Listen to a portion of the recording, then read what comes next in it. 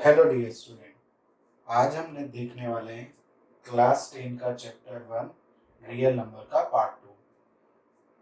Real number के part 1 में हमने देखा कि बहुत सारे टॉपिक्स को हमने वहाँ पर कवर किया। अब यहाँ पर पार्ट 2 में हम कुछ टॉपिक को यहाँ पर भी हम कवर करने वाले हैं। वो टॉपिक्स ये हैं। फर्स्ट है fundamental theorem of arithmetic.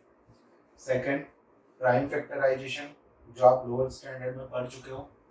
LCM and HCF by using prime factorisation and उसके कुछ एप्लीकेशंस यहाँ पर हम देखेंगे एंड सम एग्जांपल्स। उन्हीं पे बेस्ड कुछ एग्जांपल्स यहाँ पर सॉल्व करेंगे और कुछ आपकी बुक की टेक्स्ट बुक के एग्जांपल्स भी हम यहाँ पर सॉल्व करेंगे। सबसे पहला टॉपिक है हमारा फंडामेंटल थ्योरम ऑफ अर्थमेटिक। तो फंडामेंटल थ्योरम ऑफ अर्थमेटिक क्या कहती है कि एवरी कंपोजिट नंबर, अब कंपोजिट नंबर क्या होते हैं? ऐसे नंबर्स जो 1 से ग्रेटर देन हो। फर्स्ट थिंग क्या है, वो 1 से ग्रेटर देन होने चाहिए। साथ साथ में वो प्राइम नंबर्स नहीं होने चाहिए। मीन्स ऐसे नंबर्स जो प्राइम नंबर्स नहीं है और 1 से ग्रेटर देन है। तो लाइक कंपोजिट नंबर को अगर हम लिखना चाहें, कंपोजिट नंबर तो क्या हो सकते हैं वो? 4 प्राइम नंबर भी नहीं। 1 अगर 1 देखें अगर हम, चलो मैं नंबर्स लिख के आपको बताता हूँ। 1 2 3 4 5 6 7 8 9 10 एंड सो ऑन। तो ये तो नहीं है, ये तो हमारा प्राइम नंबर है, ये भी प्राइम नंबर है। 4 हमारा प्राइम नंबर नहीं है, तो ये एक होगा, ये भी प्राइम नंबर है, ये भी हमारे प्राइम नंबर्स नहीं है। फिर ये हमारा प्राइम नंबर है, ये भी प्राइम नंबर नहीं है, ये भी प्राइम नंबर नहीं है, ये भी प्राइम नंबर। तो इन नंबर्स को छोड़ के जो 1 से ग्रेटर देन है और प्राइम नंबर नहीं है, तो ऐसे नंबर लाइक 4 6 8 9 10, ये सारे नंबर्स को हम बोलेंगे कंपोजिट नंबर्स। ठीक है ना। आप इसकी एक और डेफिनेशन भी बोल सकते हैं कि ऐसे नंबर्स जिनके 2 या 2 से ज्यादा फैक्टर्स हों, ऐसे नंबर्स को हम कंपोजिट नंबर भी बोलते हैं। मीन्स 2 से ग्रेटर देन 2 फैक्टर्स हो, क्योंकि 2 में तो 1 भी आ जाएगा। जैसे 4 के अगर हम फैक्टर्स देखेंगे तो 4 का 1 होगा, 2 होगा, 4 होगा। इसके 3 फैक्टर्स है, मीन्स ग्रेटर देन 2 फैक्टर्स है। 6 के अगर हम देखेंगे तो 1 2 एंड 3, तो इसके भी फैक्टर्स हैं। 8 के देखेंगे अगर हम तो 1 2 4 एंड 8, यहाँ पर 6 भी होगा। तो ऐसे नंबर्स जिनके मोर देन 2 फैक्टर्स हो उनको हम कंपोजिट नंबर बोलेंगे। ठीक है। तो हमें पता चला कंपोजिट नंबर, प्राइम नंबर तो पता ही है आपको। ओके। तो every composite number can be expressed, मतलब उनको हम लिख सकते हैं या फैक्टराइज कर सकते हैं as a product of prime numbers. मतलब प्राइम नंबर के प्रोडक्ट में हम उनको लिख सकते हैं। And this factorisation is unique, और ये जो फैक्टराइजेशन होगा ये यूनिक होगा apart from order in which the prime factors occurs.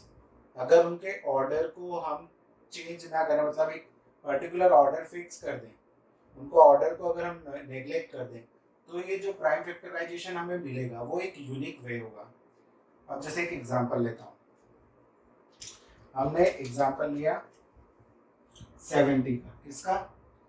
70 का। इसके प्राइम फैक्टराइजेशन अगर मैं करता हूँ तो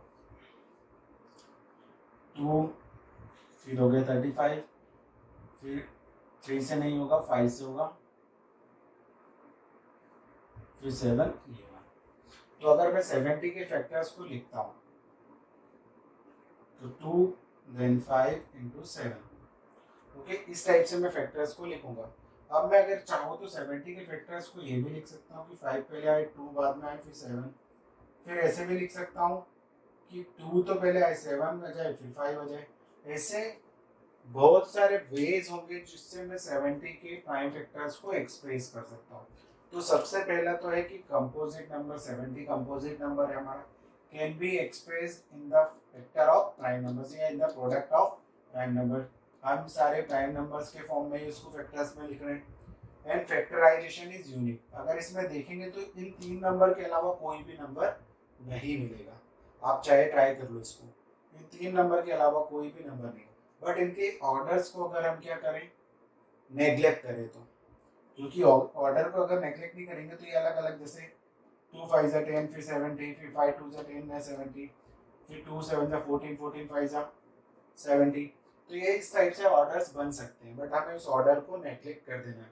यहाँ लिखा है apart from the order in which the prime factors, अगर ऑर्डर को अगर, तो ऐसे बहुत सारे हैं, आप किसी बच्चे ने निकाला इस तरीके से, किसी बच्चे ने निकाला इस तरीके से, तो जो एक स्टैंडर्ड ऑर्डर फिक्स किया गया है, वो एक स्टैंडर्ड ऑर्डर क्या है, पहले हम सबसे छोटा प्राइम नंबर लेंगे, फिर उसके बाद उससे बड़ा वाला प्राइम नंबर लेंगे, फिर उसके बाद हम उससे बड़ा, मतलब ये जो ऑर्डर लिखा है फर्स्ट, इट इज करेक्ट।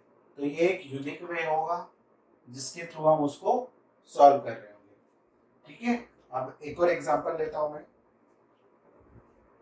जैसे 1250, ये ले लेते हैं। 1250 को अगर हम प्राइम फैक्टर्स करेंगे तो पहले 2 से, 2 6 जा, फिर 2 2 जा एंड 2 5 जा, फिर 5 से,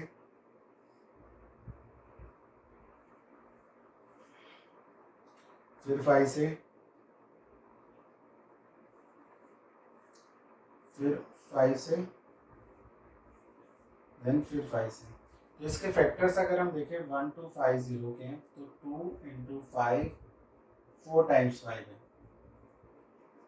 तो हमें उसको 2 इंटू 5⁴ इस फॉर्म में लिख देना है, मीन्स उसकी पावर के फॉर्म में लिख देना है। तो ये हमारा जो है, इसी को बोलते हैं फंडामेंटल थ्योरम ऑफ अर्थमेटिक, मतलब कोई भी कंपोजिट नंबर है वो प्राइम फैक्टर्स के फॉर्म में हम उसको एक्सप्रेस कर सकते हैं। ठीक है ना, और उसका एक यूनिक वे हो जिसमें हम एक्सप्रेस कर रहे हैं। तो ये हमारा फर्स्ट था प्राइम फैक्टराइजेशन। अब किसी भी नंबर का प्राइम फैक्टराइजेशन अगर जैसे 1296 देख लेते हैं, 1296 ये नंबर है, अब देखते हैं हम इसको। तो 2 6 जा, फिर यहाँ पर 2 4 जा एंड 8, फिर 2 3 जा, 2 2 जा एंड 2 4 जा, फिर 2 1 जा, 2 6 जा एंड 2 2 जा, फिर 2 8 जा, 81 हो गया। 3 से, 3 2 जा, 3 7 जा, 3 9 जा,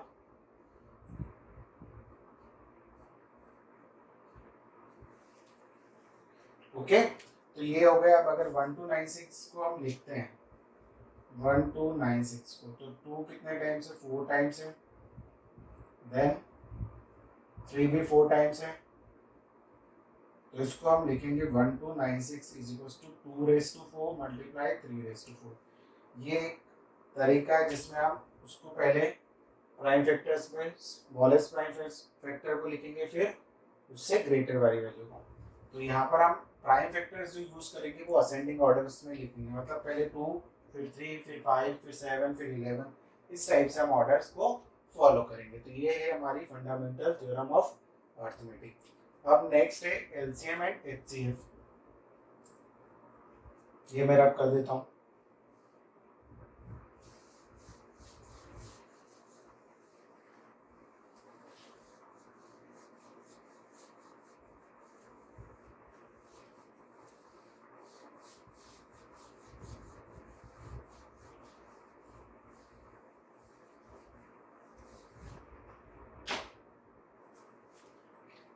अब नेक्स्ट क्वेश्चन है हमारा LCM and HCF, sorry next topic ये हमारा प्राइम फैक्टराइजेशन भी हो गया, इसमें हमने प्राइम फैक्टर्स भी पढ़ लिए कि कैसे निकालते हैं। थर्ड हमारा टॉपिक है एलसीएम एंड एचसीएफ। अब LCM means least common multiple, least common multiple means अगर आपको 2 नंबर्स या 3 नंबर्स कितने भी दे सके, जैसे 70 और 20, अब आपको एलसीएम निकालना है इन दोनों का। क्या निकालना है? एलसीएम। तो हम क्या करेंगे, कि लीस्ट कॉमन मल्टीपल निकालेंगे इन दोनों का। तो इन दोनों का लीस्ट कॉमन मल्टीपल हम कैसे निकालेंगे? 720 means least common multiple means इसका भी मल्टीपल और इसका भी मल्टीपल, दोनों का मल्टीपल सेम होना चाहिए। एक ऐसा नंबर जिसको अगर हम डिवाइड करें 20 से और 70 से तो दोनों से डिविजिबल होना चाहिए। तो हम यहाँ से पहले 2 से प्राइम फैक्टराइजेशन मेथड करेंगे, तो ये 35 टाइम्स, ये 10 टाइम्स। फिर 2 से हम प्राइम फैक्टर हमने पहले लोअर ऑर्डर में लेना है, तो 2 5 जा, यहाँ पर ये नहीं होगा तो इसको सेम रखेंगे। फिर 5, अगर ये 3 से हो रहा है तो 3 से नहीं हो रहा है, 5 से, 5 7 जा, 5 1 जा, फिर 7 1 जा और 7। तो एलसीएम क्या हो गया हमारा? 2 इंटू 2 इंटू 5 इंटू 7, 4 इंटू 35, ठीक है। या फिर 2 5 जा 10, 10 2 जा 20, 20 मीन्स 140। तो इनका लीस्ट कॉमन मल्टीपल क्या हो गया? इन दोनों नंबर का लीस्ट कॉमन मल्टीपल हो गया 140। मीन्स अगर 140 से अगर मैं मल्टीपल मतलब सबसे छोटा मल्टीपल, इससे छोटा कोई भी मल्टीपल नहीं होगा जो इनसे डिवाइड होगा, तो दैट इज 140। अब हम देखते हैं एचसीएफ। एचसीएफ क्या होता है?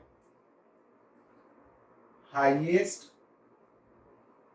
Common factor. Highest common factor मतलब जो उन दोनों नंबर्स के बीच में कॉमन हो, जैसे 70 और 20, इन दोनों में कॉमन नंबर क्या है? कॉमन नंबर्स मतलब अगर मैं कोई एक नंबर चूज करूं जो इन दोनों को डिवाइड करे, इसमें एक ऐसा नंबर चूज करा था जिससे ये इन दोनों से डिविजिबल हो, इन दोनों नंबर से डिविजिबल हो। अब आपको यहाँ पर चूज करना है एक ऐसा डिवाइजर जो इन दोनों को डिवाइड कर सके। तो यहाँ पर हम देखेंगे 35 5 7 एंड 1। यहाँ पर देखेंगे तो 2।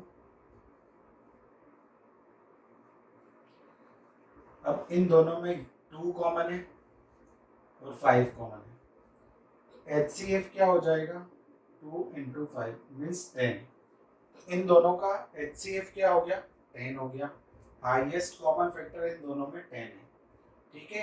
तो यहाँ से एक चीज हम देखेंगे कि अगर मैं एलसीएम लिखता हूँ मल्टीप्लाई बाय एचसीएफ लिखता हूँ एंड प्रोडक्ट ऑफ नंबर्स,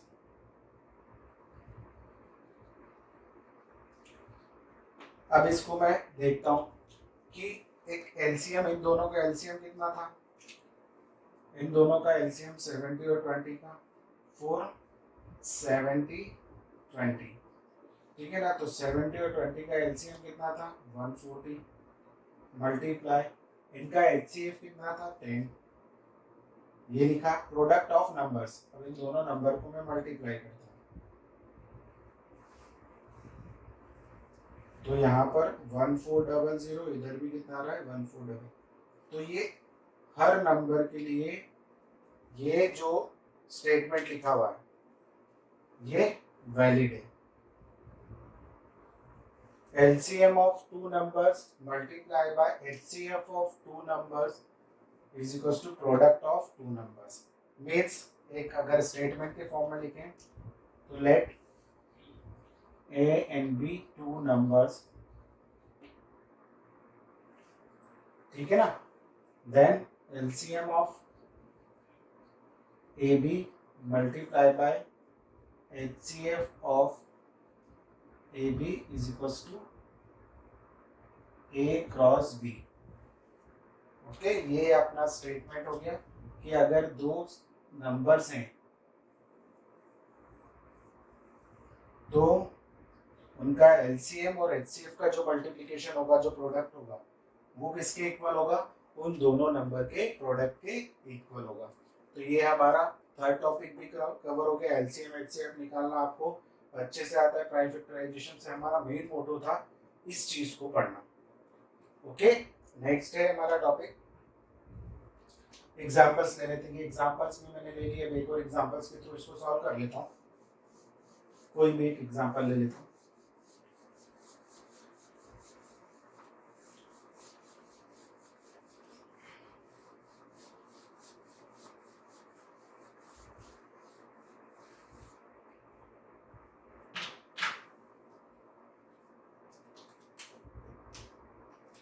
जैसे 140 ले लेता हूँ और 140 या फिर कोई छोटा नंबर 80 ले लेता हूँ। 80 एंड 125 की बजाय मैं ले लेता हूँ 140 ले लेता हूँ। ये दो नंबर है, इसके लिए हमें एलसीएम और एचसीएफ, और वो जो वेरीफाई है, जो स्टेटमेंट था हमारा, कौन सा statement, LCM into HCF and product of two numbers, ये दो नंबर के लिए हमने लिखा, तो इन दोनों के लिए करना है। तो हम यहाँ पर सॉल्व करते हैं। 80 का एलसीएम, 80 और 40 का एलसीएम निकालते हैं 140 का, तो 2 इट इज 70, 20 then 35, 10, 35, 5, 7, 5, 7 and 7। तो एलसीएम कितना मिलेगा हमें, 2⁻³ या फिर हम लिखते हैं 2 into 2 into 2 into 2, 4 times 2 into 5 into 7, तो ये हो गया 10, 7 2 ज़ा 14, 14 2 ज़ा 28, 28 इंटू ये 10 और एक ये 2 20, तो डेट इज 560। एलसीएम हमारा मिल गया 560। अब एचसीएफ निकाल लेते हैं हम। एचसीएफ 80 देन 40, तो 140, 40 20 10 5 70 35 7। अब इन दोनों में कॉमन 1 2 कॉमन है दोनों में, सेकेंड 2 भी कॉमन है, 5 भी कॉमन है, तो एचसीएफ क्या हो जाएगा, 2 इंटू 2 इंटू 5 मीन्स 20। दोनों का एचसीएफ कितना हो गया, 20। अब यहाँ पर रख देते हैं हम इस फॉर्मूले में। तो LCM 80 140 into HCF 80 140 into 80 multiply by 40 140 sorry. तो यहाँ पर एलसीएम कितना आ रहा है 560, एचसीएफ आ रहा है 20, दैट इज 80 एंड 140। तो यहाँ पर जब हम मल्टीप्लाई करेंगे तो 6 2 ज़ा 12 कैरी 1, 5 2 ज़ा 10 एंड 11। यहाँ पर 14 8 ज़ा 112 एंड डबल 0। तो ये दोनों सेम आ गया। अब किसी भी एक नंबर को या किसी भी एक वैल्यू को हम नेग्लेक्ट कर देंगे, यहाँ पर से कोई भी एक वैल्यू हटा देंगे, तो हम उसको एक सपोज करके फाइंड आउट कर सकते हैं। ओके, तो ये था हमारा उस पे बेस्ड एग्जांपल। अब आपकी टेक्स्ट बुक के कुछ क्वेश्चंस हैं, वो सॉल्व करेंगे। उससे पहले क्वेश्चन है आपकी टेक्स्ट बुक में,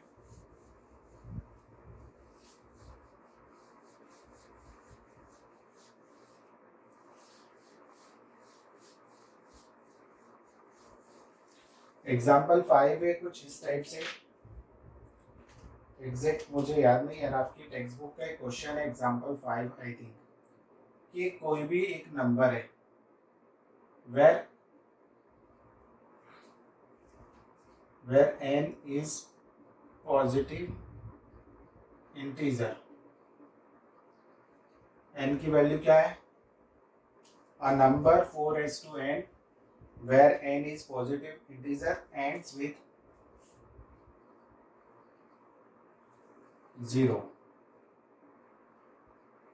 आपको बताना है कि एक ऐसा नंबर है, कोई भी एक नंबर है जिसका n एक पॉजिटिव इंटीजर है, एंड्स विद 0, ये पॉसिबल है कि नहीं, इज इट पॉसिबल और नॉट। आपको बताना है कि अगर n की वैल्यू में चेंज करता हूँ तो कोई एक नंबर बन सकता है कि ऐसा जिसमें मैं अगर मैं 4 यहाँ पर n की वैल्यू 1 2 3 या कुछ भी रखूँ, तो कोई एक ऐसा नंबर फॉर्मेशन हो सकता है कि जिसके एंड पर क्या मिले 0। तो हम देखते हैं सॉल्यूशन। अब सपोज करते हैं कि यहाँ पर कोई भी एक नंबर है, तो उसका एंड मतलब यूनिट प्लेस क्या होना चाहिए, 0 होना चाहिए। अब ये 0 कब होगा, 0 तब होगा जब ये किसका फैक्टर हो, if it is factor of 2 and 5। ये किसका फैक्टर होना चाहिए, 2 and 5 का, मतलब 2 का भी फैक्टर होना चाहिए या फिर 5 या 2 and 5 के मल्टीपल्स का, लाइक 10 का फैक्टर होना चाहिए, 20 का फैक्टर होना चाहिए। तो ये मतलब तभी जब यहाँ पर ये कोई नंबर 2 और 5 का फैक्टर होगा, ये पूरा नंबर, तभी ये 0 पर एंड हो सकता है। 2 and 5 दोनों होना चाहिए या उसके मल्टीपल्स, इनके बड़े वाले मल्टीपल्स, जैसे 10 20 30 इस टाइप से। तो यहाँ पर ये होना चाहिए। अब हम देखते हैं कि ये 4n है, तो 4n को अगर हम लिखें तो 2 means 2n। तो it is a factor of 4n, it is only factor of 2, not of 5। 5 के फैक्टर नहीं है, ये सिर्फ 2 का फैक्टर है। So it is not possible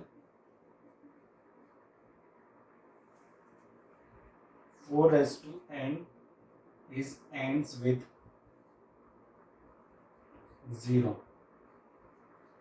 ये पॉसिबल ही नहीं है कि जो 4n है वो कभी भी 0 पर एंड होगा। कोई भी एक ऐसा नंबर है 4n जो 0 पर एंड होगा, ये पॉसिबल ही नहीं है, बिकॉज यहाँ पर 5 का कोई भी फैक्टर हमें नहीं दिखाई दे रहा।